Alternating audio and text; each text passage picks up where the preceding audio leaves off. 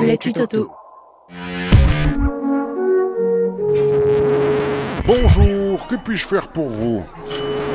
Dans l'expression commerce de détail, il y a évidemment commerce, mais il y a surtout détail. Si vous n'y êtes pas accueilli à la tronçonneuse par un uniforme aussi orange qu'anonyme, c'est que tout est justement dans le détail. Le produit est dans le détail, le service est dans le détail, l'atmosphère est dans le détail, oui, mais voilà, en 2017, ce sont les conditions de travail du détaillant qui ne sont pas un détail, mais un cauchemar de taille. Pour faire simple, les petits commerces vaudois se mangent la plus grande crise économique de leur histoire. Et ce n'est pas parce que vous avez l'impression que les petits cafés véganes se reproduisent comme des hippocampes que la crise n'est pas réelle. 5% de salaire en moins depuis 2010, des loyers qui défoncent leur propre plafond et une police du commerce qui est plus volontiers policière que commerçante. Sans compter la possibilité de refaire sa garde-robe en pleine nuit sur une boutique en ligne ou de s'envoyer en l'air pour dévaliser les meilleures tendances londoniennes. Résultat, l'écologie est verte de rage et les détaillants vaudois dans le rouge. Une économie locale qui envoie de toutes les couleurs mais qui peut facilement se refaire la façade. Comment? Donner un grand coup de balai dans les statuts de la police du commerce. Alors que le marché moderne est ultra concurrentiel, cette structure d'un autre siècle menotte la détermination et emprisonne l'avenir des tenanciers. Au revoir police du commerce, bonjour soutien du petit commerce. Bah oui, depuis quand une échoppe à thé ou une boutique de fringues sont-elles des délinquantes? Franchement, un changement de nom et une évolution majeure à réaliser avec doigté pour un gros coup de pouce à ces petits commerces qui créent de l'emploi et qui participent à la vie sociale indispensable des villes et des villages.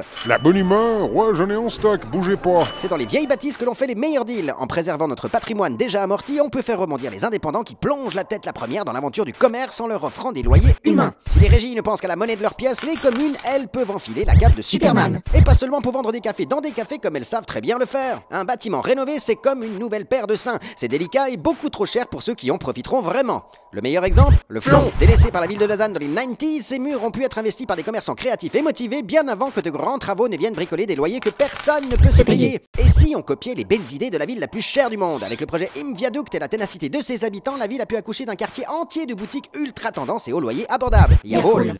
Et la bande à Toto sait de quoi elle parle. Si aujourd'hui 70 employés sont bien dans leur pompe en Suisse, c'est parce que la ville avait justement fait un double nœud sur les loyers et la rénovation des bâtiments. Bref, c'était possible de partir de rien. Et avec Toto au Conseil d'État, nous avons l'assurance que d'autres aventuriers oseront ouvrir boutique. Monsieur, dame, une pochette cadeau pour tout ça? Votez Toto.